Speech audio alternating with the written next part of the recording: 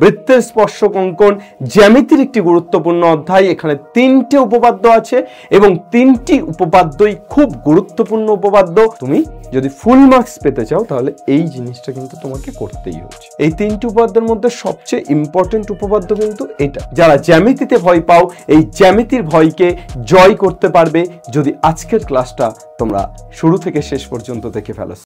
মম চিত্তে নীতি নিত্যে কে যে নাচে বৃত্ত নাচে তাতা থই থই তাতা থই থই তাতা থই থই।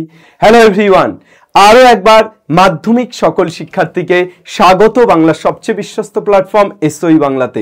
আজকে আমরা মমচিত্তে নীতি নিত্যে করতে চলেছি বৃত্তে, অর্থাৎ যেতে চলেছি বৃত্তে, অর্থাৎ আজকে আমরা বৃত্তের স্পর্শক অঙ্কন এই অধ্যায়টি পড়ে ফেলবো।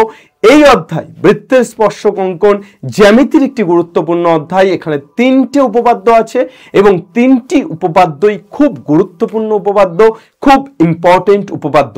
আজকের এই তিনটি উপপাদ্য তো এই চ্যাপ্টার থেকে পড়বই, তার পাশাপাশি আমরা এই উপপাদ্যের যে প্রয়োগ, সেই প্রয়োগ কেমন ধরনের প্রয়োগ আসতে পারে সেটাও পড়ে ফেলবো। তাই প্রত্যেকে আজকে শুরু থেকে শেষ পর্যন্ত ক্লাসটি দেখো।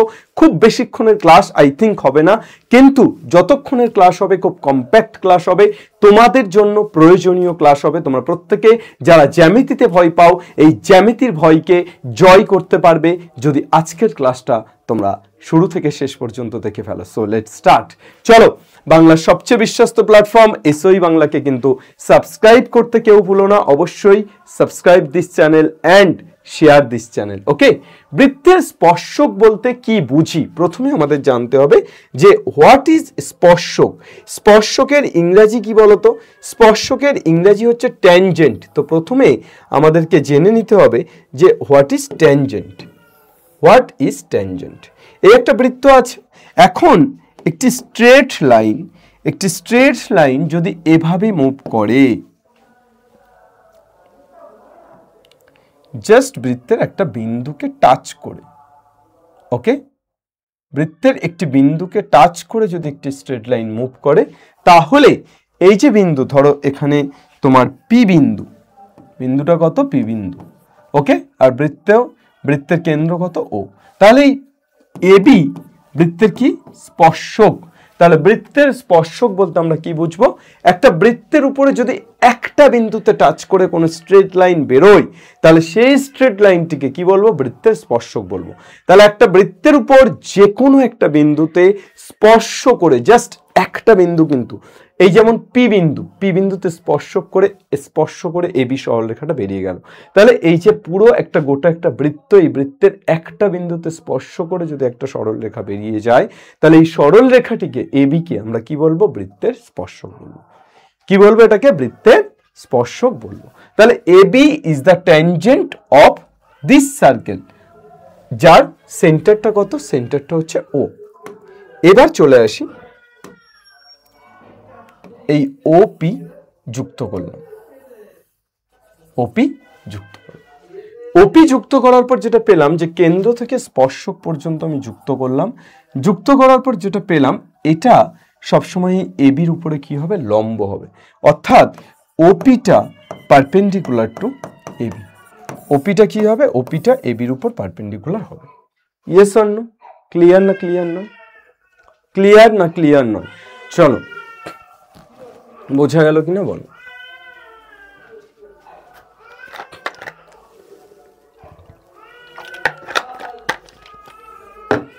আই থিঙ্ক বোঝা গেছে। এইবার এই ওপি কেন লম্বা হবে সেটা নিয়েই আমরা প্রথম উপপাদ্য পড়তে চলেছি। তাহলে ও থেকে, অর্থাৎ বৃত্তের কেন্দ্র থেকে পি, অর্থাৎ স্পর্শকের উপর যদি কোনো সরলরেখা টানা হয়, সেই সরলরেখাটা ওপিটা কি? বৃত্তের ব্যাসার্ধ, এবং এই ওপিটাই এবির উপর লম্ব হবে। এটা নিয়েই আমাদের প্রথম উপপাদ্য। আমাদের প্রথম উপপাদ্য কি? বৃত্তের কোনো বিন্দুতে স্পর্শক এবং ওই স্পর্শ বিন্দুগামী ব্যাসার্ধ পরস্পর লম্বভাবে অবস্থিত।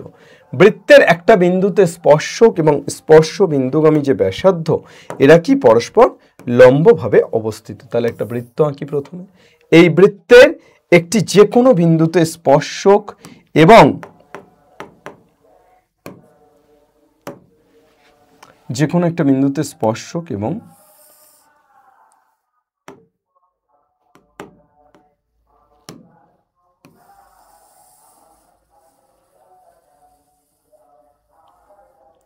এই যে স্পর্শক, এই স্পর্শকটি এবং বৃত্তের স্পর্শ বিন্দুগামী যে ব্যাসার্ধ, স্পর্শ বিন্দুগামী যে ব্যাসার্ধ অর্থাৎ এটা বৃত্তের কেন্দ্র ও, তাহলে এই যে ব্যাসার্ধ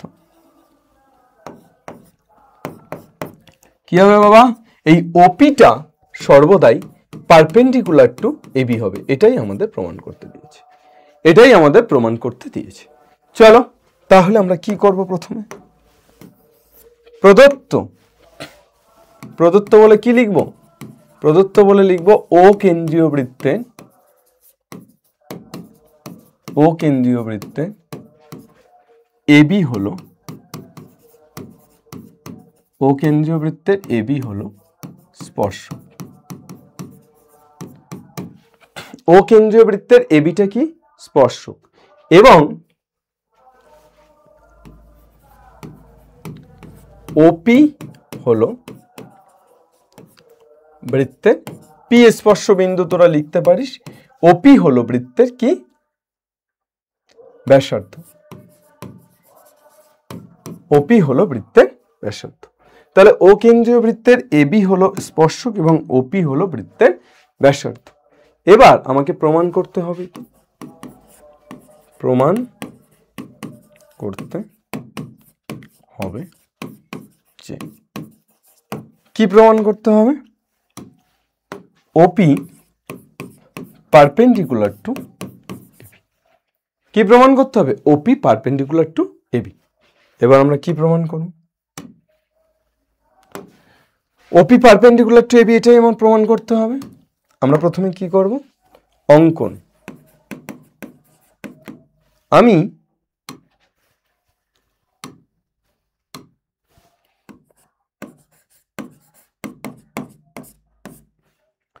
কি অঙ্কন করব, প্রথমে ও বিন্দু থেকে এবির উপর আরেকটি সরলরেখা টানলাম, নাম দিলাম ও কিউ। তাহলে এই সরলরেখাটি পি ছাড়া বাকি যে কোনো সরলরেখা বৃত্তটিকে ছেদ করবে। আমি ধরে নিলাম ও কিউ সরলরেখা আর বিন্দুতে ছেদ করলো। ও বিন্দু থেকে এবি সরলরেখার উপর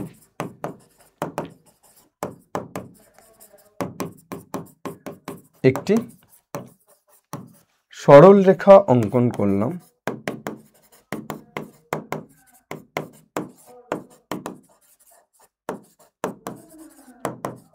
যা ও কিউ কে আর বিন্দুতে ছেদ করেছে। ও কিউ কে কোন বিন্দুতে ছেদ করেছে, আর বিন্দুতে ছেদ করেছে। তাহলে আমরা এখন কি প্রমাণ করব, প্রমাণ। তাহলে ও কিউটা কার থেকে বড় বাবা, অবশ্যই ও কিউটা ও আর এর থেকে বড়। তার মানে ও আর লেস দ্যান ও কিউ, তাই না, ও আর এর থেকে বড়। আর ও আর তো ব্যাসার্ধ, আবার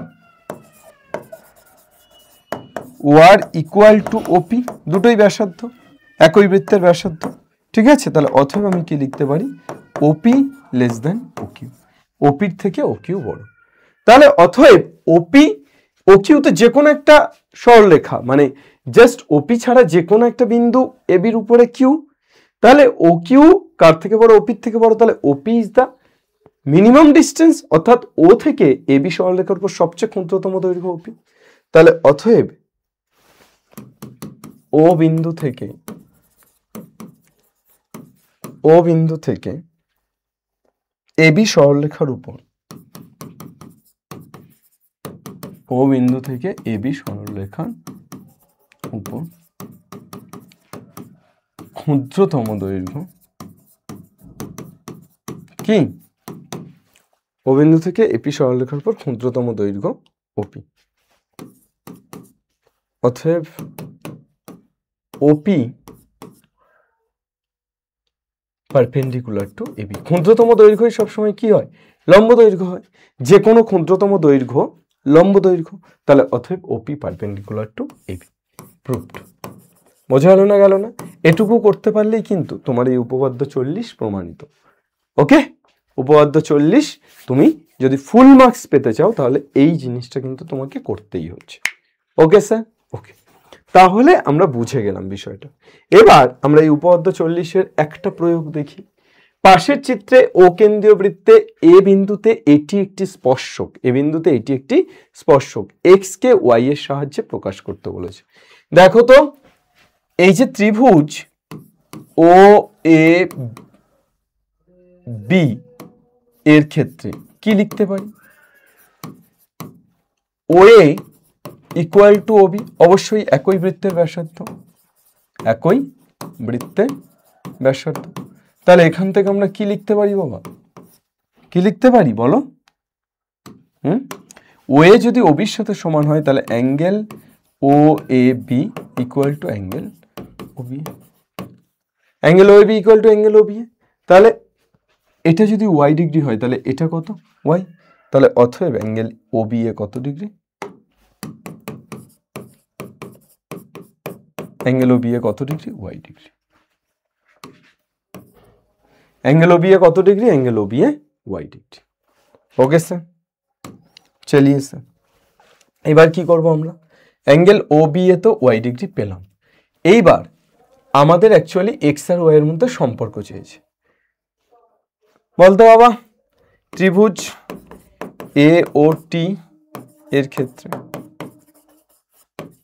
angle O T A x degree, angle O A টি কত? ও স্যার এক্ষুনি পড়লাম ও এ টি, এটি তো একটা স্পর্শক আর এটি স্পর্শক আর ও এ হচ্ছে লম্ব, তাহলে এটা কত ডিগ্রি? 90 ডিগ্রি না? তাহলে অ্যাঙ্গেল ও এটি কত? 90 ডিগ্রি। তাহলে অতএব অ্যাঙ্গেল এ ও টি কত হবে? টোটালটা 180, তাহলে 180 থেকে আমরা কি করব? 180 মাইনাস 90 প্লাস এক্স, তাহলে কত পাচ্ছি? 90 মাইনাস এক্স, 90 মাইনাস এক্স। তাহলে অ্যাঙ্গেল এ ও টি কত degree? Angle A O T 90 minus x degree. Okay, তাহলে অ্যাঙ্গেল এ ও টি আমরা কত পেলাম? 90 মাইনাস এক্স। ওকে, এবার আমরা কি করব? Angle A O T 90 minus x পেলাম, আবার ও এ বি ত্রিভুজের বহিস্থ কোণ কত? বহিস্থ কোণ অ্যাঙ্গেল এ ও টি ইকুয়াল টু অন্তস্থ বিপরীত কোণ দ্বয়, অর্থাৎ অ্যাঙ্গেল ও এ টি প্লাস অ্যাঙ্গেল ও বি টি, সরি ও বি এ, ও সরি দুটোই ভুল লিখেছি। বহিস্থ কোণ অ্যাঙ্গেল এ ও টি, অন্তস্থ বিপরীত কোণ তাহলে angle O A B plus angle O B. তাহলে অ্যাঙ্গেল এ ও টি কত পেয়ে যাচ্ছি? ও A B Y, O B A Y, তাহলে 2 ওয়াই ডিগ্রি। তাহলে কি পেয়ে গেলাম দেখতে? অ্যাঙ্গেল এ ও টি এখানে 90 মাইনাস এক্স, ওখানে 2 ওয়াই। তাহলে শর্তানুসারে আমরা কি পাচ্ছি? 90 minus x equal to 2 Y. তাহলে x plus 2 Y, x plus 2 Y equal to কত degree? 90 degree. X plus 2 Y equal to 90 degree. ওকে,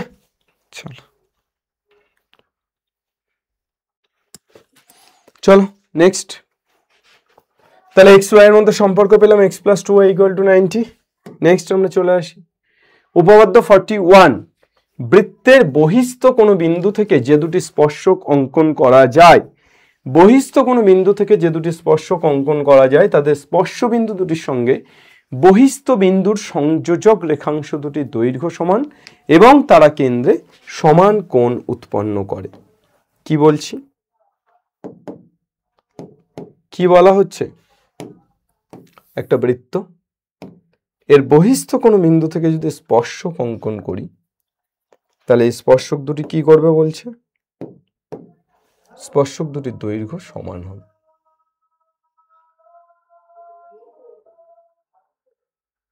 একটা স্পর্শক, আরেকটা স্পর্শক কোথায়?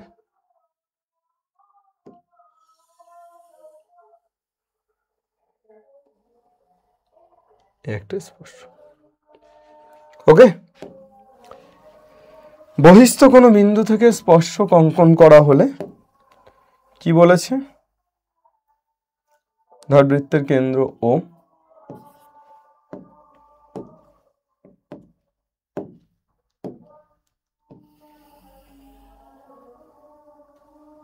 স্পর্শক দুটির দৈর্ঘ্য সমান এবং তারা কেন্দ্রে সমান কোণ উৎপন্ন করে। ধর এখান থেকে এটা টানছি,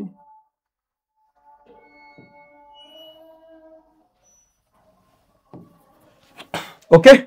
তাহলে আমার এখানে কি প্রমাণ করতে হবে, ধর এই বিন্দুটা পি, এটা এ, তাহলে আমাকে প্রমাণ করতে হবে P A equal to PB. আচ্ছা, প্রদত্ত বলে আমরা কি লিখব, ও কেন্দ্রীয় বৃত্তের বহিস্থ বিন্দু এ থেকে পি থেকে ও কেন্দ্রীয় বৃত্তের বহিস্থ বিন্দু পি থেকে ও এ এবং ও বি স্পর্শক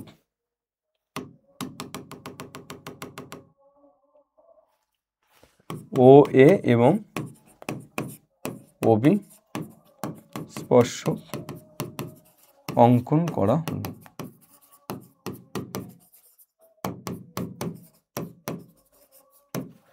ও কেন্দ্রীয় বৃত্তের বহিস্থ বিন্দু পি থেকে ও এ এবং ও বি স্পর্শক অঙ্কন করা হলো। এরপর আমরা কি করব,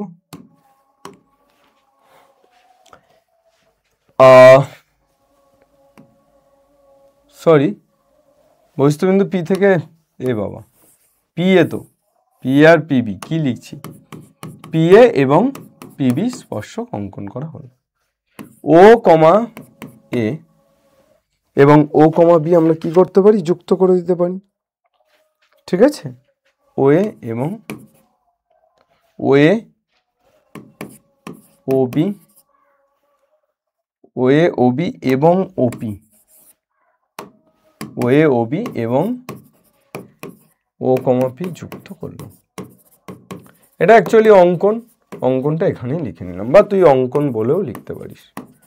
প্রমাণ, প্রমাণ করতে হবে, যে কি প্রমাণ করতে হবে, আগেরটাতে প্রমাণ করতে হবে যে লিখেছিলাম,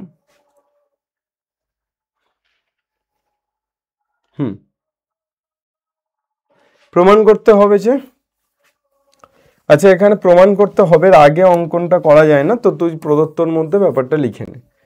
প্রমাণ করতে হবে কি, প্রমাণ করতে হবে P A equal to PB, এটা প্রথম 1 নাম্বার। আর 2 নাম্বার কি প্রমাণ করতে হবে, কেন্দ্রে সমান কোণ উৎপন্ন করে, অর্থাৎ angle P O A equal to angle P ও।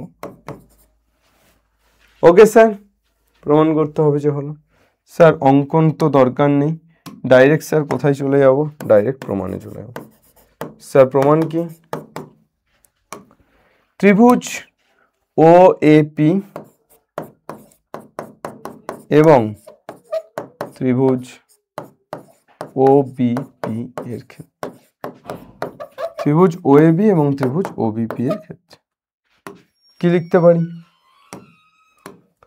আমরা লিখতে পারি ও A equal to O B, যেহেতু একই বৃত্তের ব্যাসার্ধ, একই বৃত্তের কি ব্যাসার্ধ, তাহলে ও A equal to O B. ওপি সাধারণ বাহু, ওপি সাধারণ বাহু, ওপি সাধারণ বাহু, ও A equal to O B, ওপি সাধারণ বাহু। আর কি, আর এই কোণটাও 90 ডিগ্রি, এই কোণটাও কত 90 ডিগ্রি, তাহলে angle O A P equal to angle O B P equal to 90 degree. Angle O A P equal to angle O B P. কেন, একটু আগেই তো প্রমাণ করলাম যে এটা এর উপর লম্ব, স্পর্শকের উপর। তাহলে কি পাচ্ছি, R H S right hand side, OP সাধারণ বাহু হাইপোটেনাস, আর S O A O beta side. তাহলে আর এইচ এস শর্তানুসারে দুটি ত্রিভুজ সর্বসম। কি ত্রিভুজ, ত্রিভুজ ওএপি আর ত্রিভুজ ওবিপি সর্বসম। তাহলে ত্রিভুজ ওএপি সর্বসম ত্রিভুজ ওবিপি কি শর্তানুসারে? আর এইচ এস শর্তানুসারে, আর এইচ এস শর্তানুসারে এরা দুজন সর্বসম। তাহলে এবার কি লিখতে পারি? চল, অতএব দুটো ত্রিভুজ সর্বসম মানে কি? তাদের সমস্ত বাহুগুলো তো সমান, তাহলে পি আর পিবি সমান, P A equal to PB, আর PO A angle PO A equal to angle POB.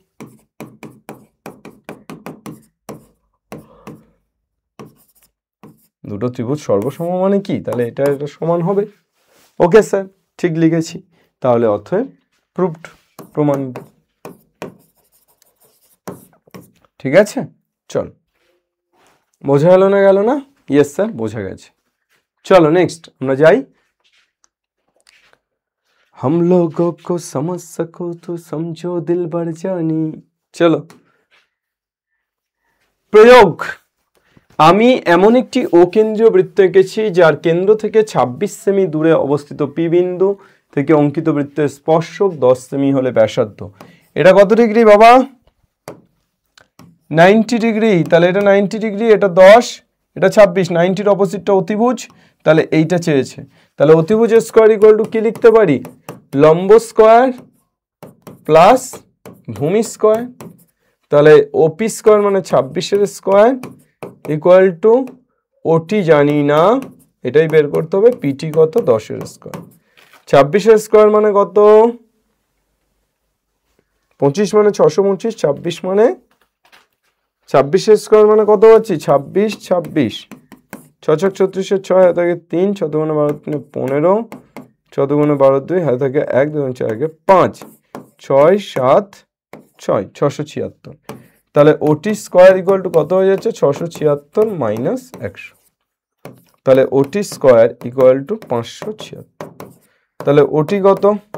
Root over 576, that means 24 নাকি? ওটি কত পেয়ে গেলাম? ওটি পেয়ে গেলাম 24। ওকে স্যার, ওকে। তাহলে ব্যাসার্ধ 24, অর্থাৎ ব্যাসার্ধ কত? 24 সেমি। ঠিক হ্যাঁ না? চল,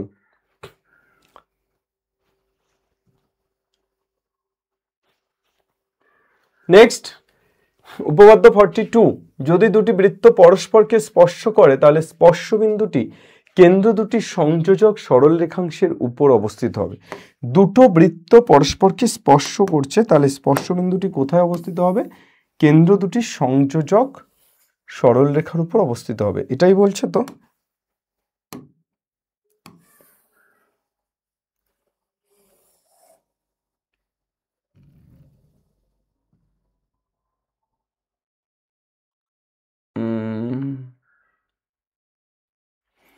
স্পর্শ বিন্দুটি কোথায় অবস্থিত হবে বলেছে?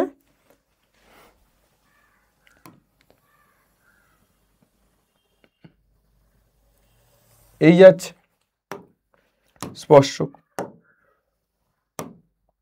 এই কেন্দ্র, এই কেন্দ্র যুক্ত করে দিলাম, এই বিন্দুটাকে ধরে নিচ্ছি আর, স্পর্শ বিন্দুটাকে কি ধরে নিচ্ছি? স্পর্শ বিন্দুটাকে আর ধরে নিচ্ছি, এটাকে ধরছি এবি। এটা একটা ছবি হতে পারে। আরেকটা ছবি কি হতে পারে?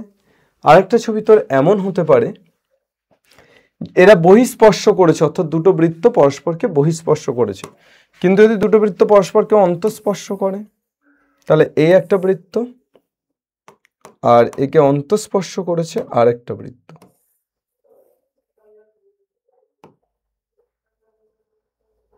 ইয়েস ইয়েস, ওকে। তাহলে এই দুটো বৃত্ত পরস্পরকে কি করেছে? অন্তঃস্পর্শ করেছে।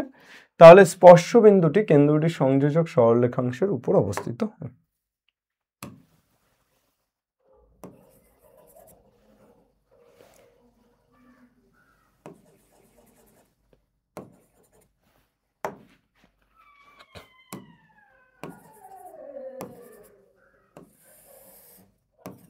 ওকে, এইটা চল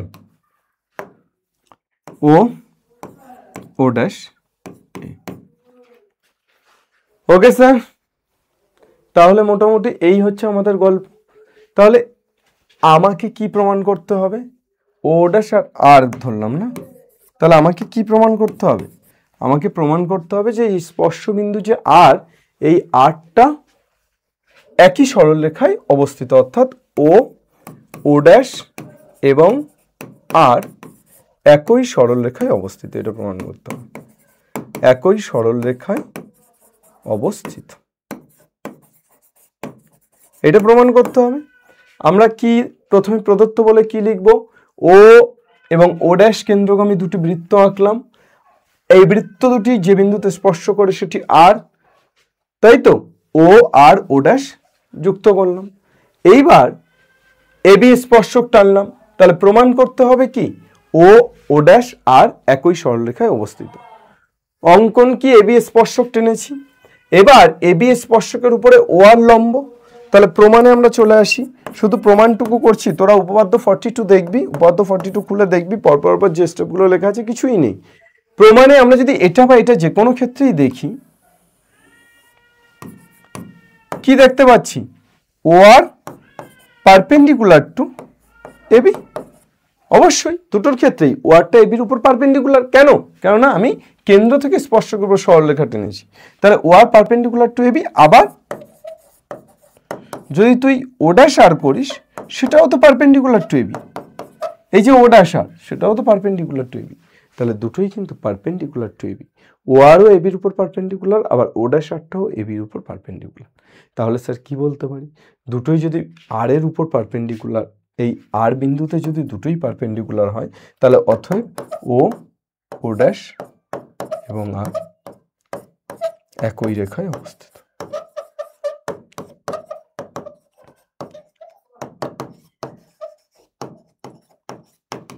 ও ড্যাশ এবং আর কোথায় অবস্থিত? একই রেখায় অবস্থিত। করতে পারবি না এটা? এই তো উপপাদ্য 42, এ আর বি কেন্দ্রীয় দুটি বৃত্ত, এখানে আমি ও ড্যাশ ধরেছি, এ বি কেন্দ্রীয় দুটি বৃত্ত পি বিন্দুতে স্পর্শ করেছে। এখানে কোথায়? আর বিন্দুতে স্পর্শ করেছে ধরেছি, একই ব্যাপার। প্রমাণ করতে হবে এপিবি সমরেখ, বা ও ড্যাশ আর একই রেখায় অবস্থিত, তার মানেই ওটা যে তুই এপিবি সমরেখ না লিখে এপি ও বি একই রেখায় অবস্থিত বলতেই পারিস। একই রেখায় অবস্থিত হলে তবেই তো সমরেখ। অঙ্কন এপি আর বিপি যুক্ত করছি, এই যে ও আর আর ও ড্যাশ আর যুক্ত করছি, ও আর আর ও ড্যাশ আর যুক্ত করছি, এটাই অঙ্কন। প্রমাণ করতে হবে কি? এবার প্রমাণটা দেখ, পর যা বলেছি এটাই বলেছে, ঠিক আছে? অনেক লম্বা করে বলেছে। তাহলে এই হয়ে গেল আজকে আমাদের 3টি উপপাদ্য। এই 3টি উপপাদ্যের মধ্যে সবচেয়ে ইম্পর্টেন্ট উপপাদ্য কিন্তু এটা, সবচেয়ে ইম্পর্টেন্ট উপপাদ্য কোনটা স্যার? এই উপপাদ্যটা সবচেয়ে ইম্পর্টেন্ট উপপাদ্য। 42, এই 41, 40, 41, 42 তিনটে করিয়েছি, তার মধ্যে ওটা সবচেয়ে ইম্পর্টেন্ট। এই দেখ, ও কেন্দ্রীয় বৃত্তের বহিস্থ বিন্দু এ থেকে ও কেন্দ্রীয় বৃত্ত, এই যে বৃত্তটা কত কেন্দ্রীয়? ও কেন্দ্রীয়। বহিস্থ বিন্দু কোথা থেকে? বহিস্থ বিন্দু এ থেকে ও কেন্দ্রীয় বৃত্তের বহিস্থ এ বিন্দু থেকে অঙ্কিত স্পর্শক বৃত্তকে বি বিন্দুতে ছেদ করে। বৃত্তকে কোথায় ছেদ করে? বি বিন্দুতে ছেদ করে, বি বিন্দুতে ছেদ করে। ওবি কত বলেছে? OB 5 semi.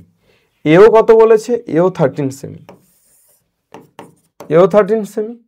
এবির দৈর্ঘ্য চেয়েছে, find out the distance of AB. AB কত? AB equal to root over of, কি লিখতে পারি? আরে অ্যাকচুয়ালি তো তোর O A square equal to OB square plus AB square, তাহলে সেখান থেকে এবি ইকুয়াল টু কত লিখতে পারি? AB square equal to O A square minus OB square. তাহলে এবি কত?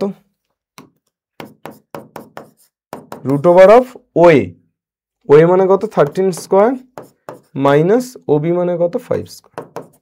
169 থেকে 25 বাদ দিচ্ছি, তাহলে 144, রুট ওভার অফ 144 মানে 2। এবির দৈর্ঘ্য কত? এবির দৈর্ঘ্য পেলাম 12 সেমি। কত পেলাম? 12 সেমি। এই প্রবলেম, এই ধরনের প্রবলেমই এই চ্যাপ্টার থেকে দেয়, ঠিক আছে? তাহলে বৃত্তের স্পর্শক অঙ্কনের চ্যাপ্টারে 3টি উপপাদ্য এবং এই উপপাদ্য থেকে কেমন প্রয়োগ দিতে পারে সেগুলো আজকে আমরা করালাম। একদম ছোট্ট এবং কম্প্যাক্ট ক্লাস, আশা করি সবাই বুঝতে পেরেছিস এবং আশা করি সবাই তৈরি করে নিতে পারবে এই ক্লাসটা। এর পরের দিন বৃত্তস্থ চতুর্ভুজ সম্পর্কিত উপপাদ্য যেটা আছে চ্যাপ্টার সেটা আমরা করিয়ে দেব। তাহলে মোটামুটি আমাদের বৃত্তের যতগুলো উপপাদ্যের চ্যাপ্টার আছে সবগুলো কমপ্লিট হয়ে থাকবে, তাই না? ঠিক আছে, প্রত্যেকটি ক্লাস তোরা একটু মনোযোগ দিয়ে দেখ এবং অবশ্যই পরপর ক্লাসগুলো কেমন লাগছে কমেন্ট সেকশনে জানাস, ঠিক আছে? Thank you everyone. আর প্রত্যেকটি চ্যানেল আমাদের যে আছে এসওই 11, 12, এসওই বাংলা, এসওই জেই সবগুলোকে সাবস্ক্রাইব করে দিস অবশ্যই।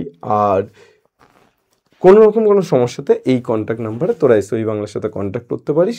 তাছাড়া তোরা এসওই বাংলার এই ফেসবুক, ইনস্টাগ্রাম, প্লে স্টোর এবং প্লে স্টোরে আমাদের এসওই বাংলা অ্যাপটা ডাউনলোড করে রাখিস, ওখানে তোদের মক টেস্ট নেওয়া হবে কিছুদিন পর থেকে।